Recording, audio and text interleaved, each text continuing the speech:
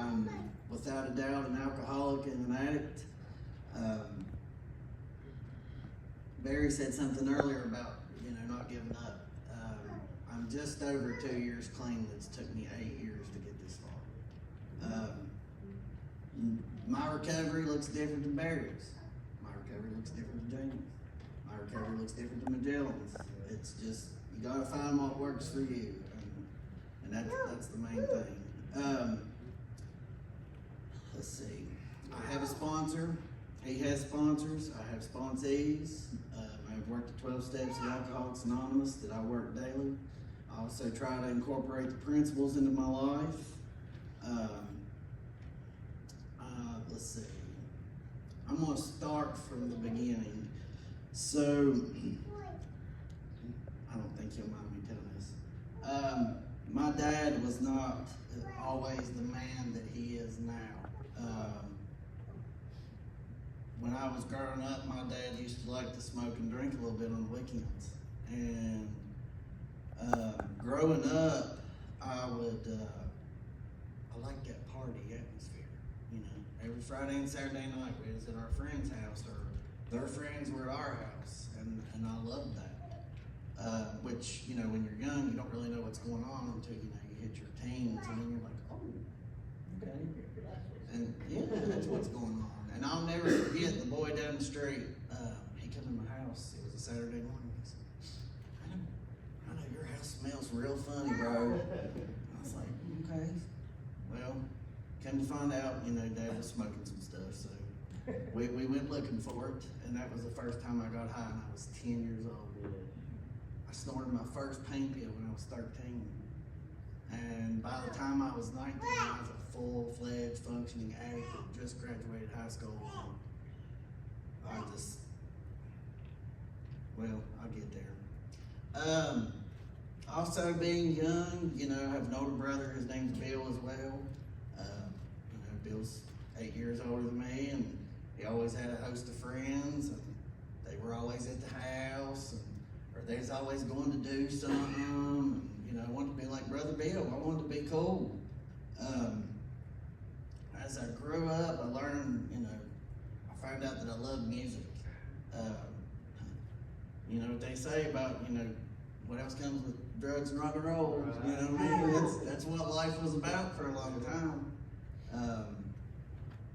I did get, my mother, she always took us to church, me and my brother. Till I was 18 years old, she gave me the old, you can go until you turn 18. If you decide you don't want to go anymore, you don't have to. So that's unfortunately what happened. When I got out of high school and started college, which I was just, at Rock Creek at the community college, I worked for my father and my brother, and as a lot of people know, we sell parts of the coal mines. And I don't blame this on anybody but myself, but I made too much money young. Me and a friend of mine was walking the other evening, and he was like, every time I tell a story, I feel like I'm trying to one-up somebody. And I kind of laughed, and I said, man, that ain't that we wanted to one-up people. We just could. And that's the kind of pride and ego that I have to keep in check, or I'm going to pop. I'll never forget, we went to Morgantown. I had season tickets for Pat White and Steve Slayton the whole time they were playing, and got to see some great football games, and went and spent so much money. Oh my God! I mean, I remember a weekend I spent $20,000, and I couldn't tell you where it went. Not a dime. I mean, when you got 10 people with you, that adds up, right, real quick. And that was the one thing. I had to, some people didn't. I would incorporate myself, and I'd meet these people, and then they'd find out I had a little bit of money, and then they'd kind of run them. Drug dealers love me, because not only could I do their product, I could move it as well, and I moved smoked it for a long time. Let's see, 2005, I was, I think it was 2005, might have been 2006. I was introduced to the needle, and that was a whole different animal. At one point in time, I had a 7 gram a day heroin habit. But I was selling more than I was making, so I was good, right? You know what I mean? You don't really know until it's gone, like where you're at, and then you look around and you say, "Oh, this ain't good." Can I still one of these?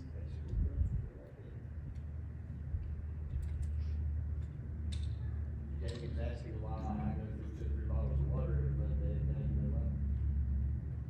Oh, I know. I talk just as much as you do. Just, different times. Let's see.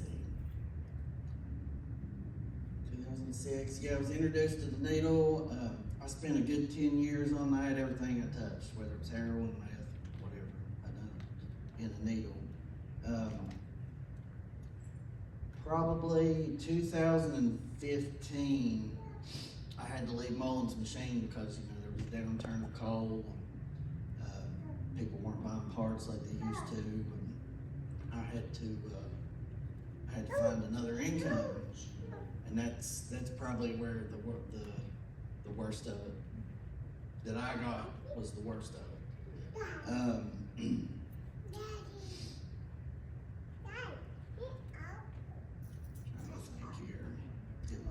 Get my story straight.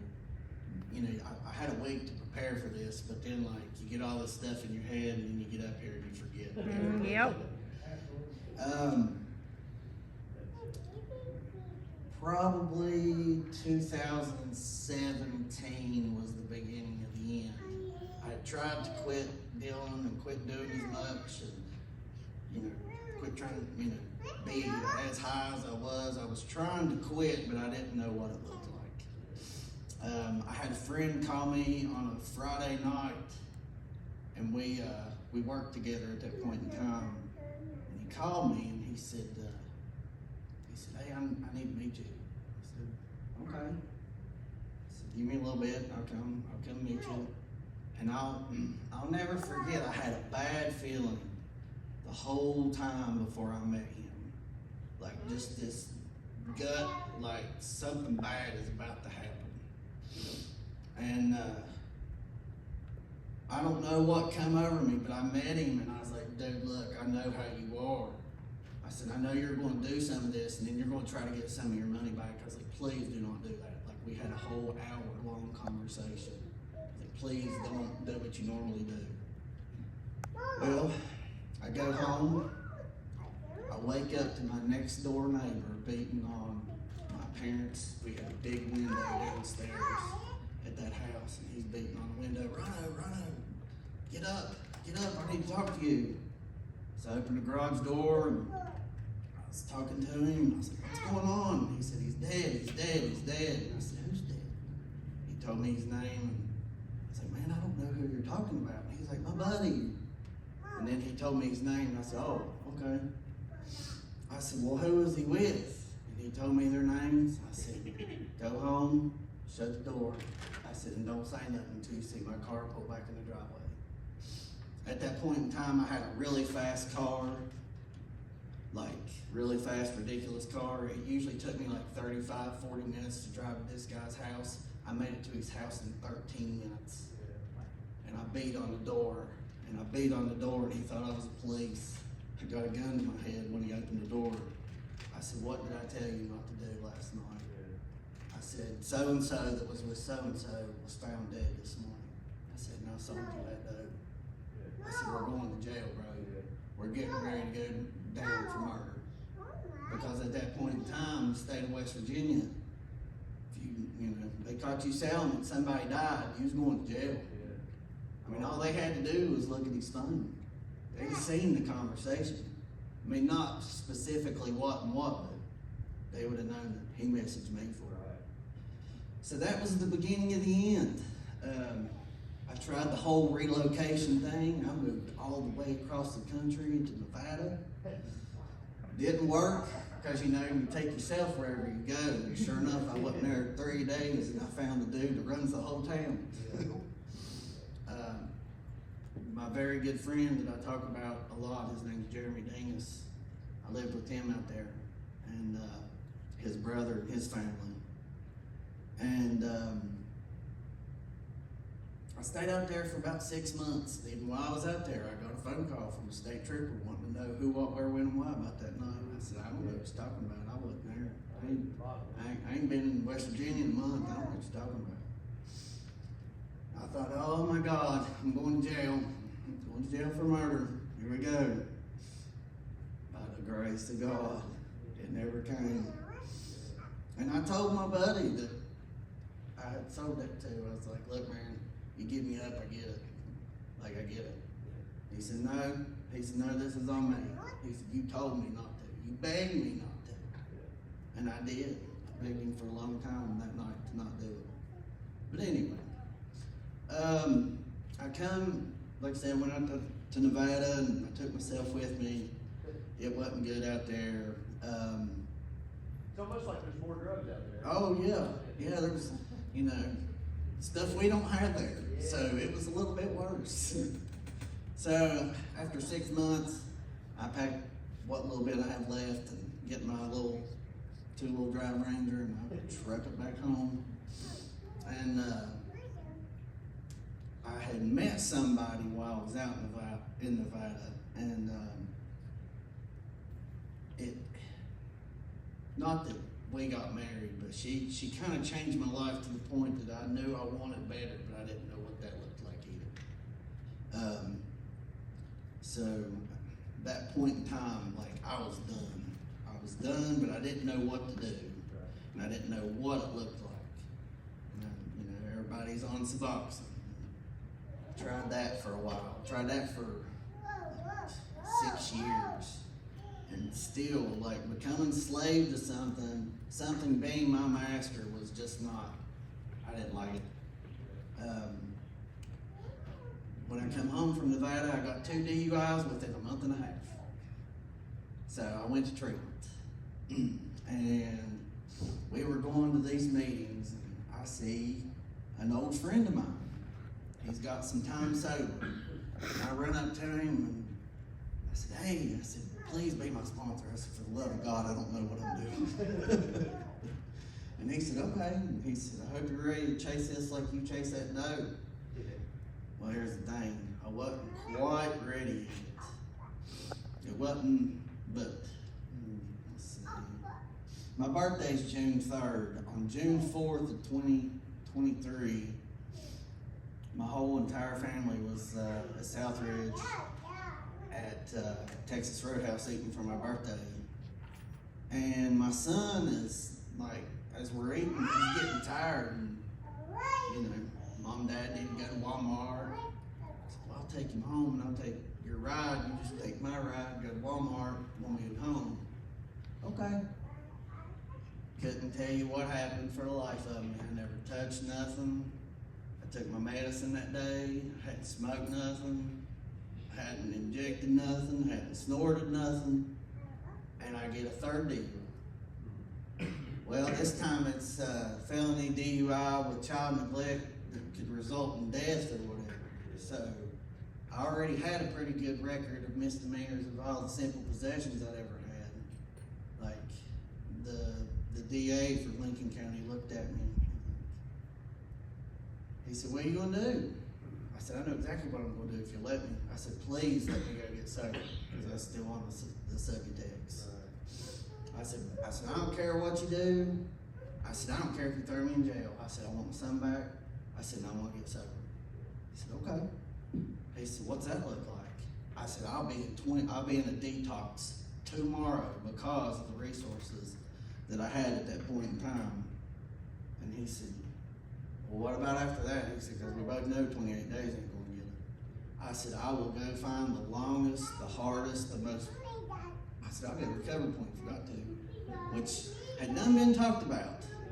But then, you know, bad foot, they're on their feet all day long. I thought, well, it's probably not a good idea. I definitely don't want a doctor to discharge me from somewhere with charges pending. So I went to Lotus Recovery the next day. That weekend I was introduced to the Rock Ministries. It's an 18-month-long sober living home in Nitro, West Virginia. And they came on Saturday and held a meeting with us at 7 o'clock every Saturday. And at this point in time, I had started praying again while I was there. I remember praying, I was like, God, show me what I need to do. Do I need to go to Recovery Point, or do I need to go to the Rock? And a gentleman that I was in treatment with had gotten the last bed. Well, he leaves, so that automatically knocks him out of his bed. Monday morning came, and I ran upstairs, and I gotta use the phone right now. I gotta use it right now. He's like, okay. So I called, and I talked to the guy that's gonna help change my life, and he said, why should I give you his bed? I said, because I don't know what to do. I said, and I need your help. He said, okay. He called me back a little bit later, and they accepted me. And man, did I not know what I was getting myself into when I got there. I had people telling me they love me and telling me I'm worth it. And like, listen, man, you don't get it right now, but like, you start doing the next right thing, your life's gonna change. I never tried to be honest or do the next right thing in the 40 years at that point in time that I had been alive. So I was like, you know what? This woman that runs this program, her name is Sheila Martin. She's been doing this for 20 years, and I kept seeing graduates that kept showing up, and they all had something that I wanted. And I was like, all right, I see what's up. I'm good. Okay, so I found my sponsor that I chased down that one night. I told him, I said, I'm back. I said, all right, I'm not leaving. He said, okay. He said, we'll see. We'll see how it goes. He said, where are you at? I said, I'm at the Rock in Nitro. He said, you really are serious, aren't you? I said, yes, sir, I am. And he said, okay. So, you know, got to work a job. And, we have weekly, I see my recovery coach once a week. See my therapist once a week. Like, we always had something to do. And started working the steps. And I was at a meeting one night with my sponsor, and we were talking about, I think it was step number 1. But he said, step 1, I can't. Step 2, he can. Step 3, I think I'll let him. I want to say all this right. Hold on.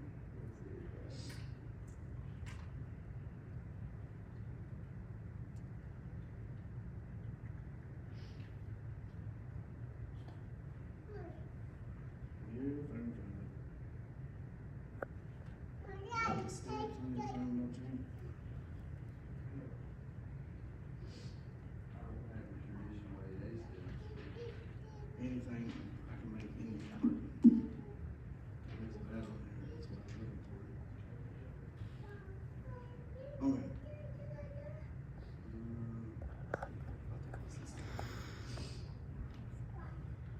Oh, yeah. Okay. Yeah.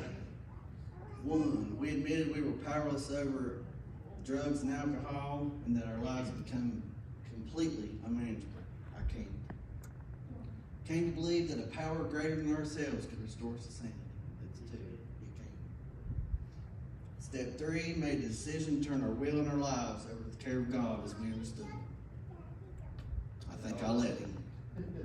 And man, once I heard that phrase, like, it was like a domino effect, and like it set a fire up there under my rear end, and I took off a run. Step 4, I made a moral inventory of myself, all the bad things I'd done, all the fears I ever had, all that good stuff, and sat down with my sponsor and talked to God for what seemed like hours about everything I'd done, and told him I was sorry. was when I was working at step 3 and 4 that I was actually truly able to forgive myself for all the some of the terrible things that I've done. As Barry said, like, and I'm not trying to one up anybody, but you asked last week, how far would you go for your drug? Sometimes we go to Charleston. Sometimes we go to Huntington. Sometimes we went to Detroit, to the hood to get it. And sometimes, we went to Florida and made that lovely, what was it, 20, something to Tampa. No thanks. I'm good on that now. But anyway, let's see. 5 and 6 was where I was actually able to get all that old stuff out. And I was able to grow the new stuff, try to get the new stuff in. Like we were going to church every Sunday. Faith Christian Fellowship, Paul August, like absolutely love that man. He showed me how to love God again and how to let God love me again, more importantly. He also taught me that, we don't have to, by what the church says, just do what God wants, because God just wants a relationship with you. I was like, really? That's it? Like, you don't want to, like, judge, jury, and execution, like, send me to hell? Like, that ain't it? He's like, no, son. No, he don't. So, a lot of my views that I had believed my whole life changed in 18 months. Made amends with people, with some people. Some of them I didn't get to. Some of them ain't here no more. Man, Jeremy, dude. Jeremy was, for y'all don't know, Jeremy Dingus, I graduated high school and I pulled in at Swivic for the first day of class and I was like, oh, you're still here? He's like, you're still here? He said, oh, Lord, we better hold on to this one. Because we did, everywhere I went, you seen him. Or everywhere he went, you seen me. We were brothers, through and through. And Lord of mercy, God knows I kept him alive just as much as he kept me alive. The biggest amends that I was able to make was with my brother Bill. Because I made him a promise when I was young and I broke it. And even though we worked together for 17 years, we didn't talk for 10 of them, besides business, parts. Where you going today? What you got to do? Who you got to go see? That was it. But now I, work for QRT. I'm a recovery coach. I've helped the Hero House. I'm always going to be around to help the Hero House. I'm currently enrolled with Lindsey Wilson University, and I'm in pursuit of my bachelor's degree, and that right there is taking up more of my time than anything. So that's priority number one. But I was talking about when I got pulled over on June the 4th. July 11th is my sobriety date. But more importantly, I gave my life back to God on July the 20th. And that's, I got some scripture here I'm going to leave y'all with. I see this everywhere. As long as I'm doing what I'm supposed to, I get these confirmations. Y'all hear that? If I'm doing what I'm supposed to, for God, what I'm supposed to be doing, I get confirmations. And Barry, you're probably going to laugh. Proverbs chapter 3, verses 5 and 6. Trust in the Lord with all your heart and do not depend upon your own understanding. Seek his will in all that you do, and he will show you which path to take. Man, I was driving in Beckley a couple of weeks ago, and this scripture was up on a billboard, and I about died. I was like, okay. I see. Was that still one pointing in the right direction? No, I was headed in the right direction, but it's like, okay. Which Philippians 4:13, I can do all things through Christ which strengthens me. It's been something that's stuck with me my whole life. I've done a lot of destruction and havoc in this town, and they say you need to change people, places, and things. And I tried to tell everybody to rock my situation's a little bit different than everybody else's. I said not everybody has support. Not everybody has a set of parents that just wants to see them do good. I said, and most importantly, some people don't have nowhere to go to that has recovery there. So they stay in Charleston, but I knew that I wanted to come back and help people because of the things that I used to do and as much havoc as I used to cause.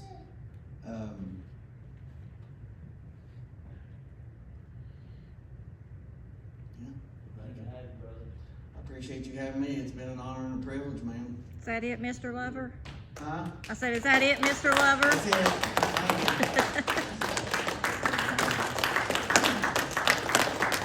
Thank you. Thank you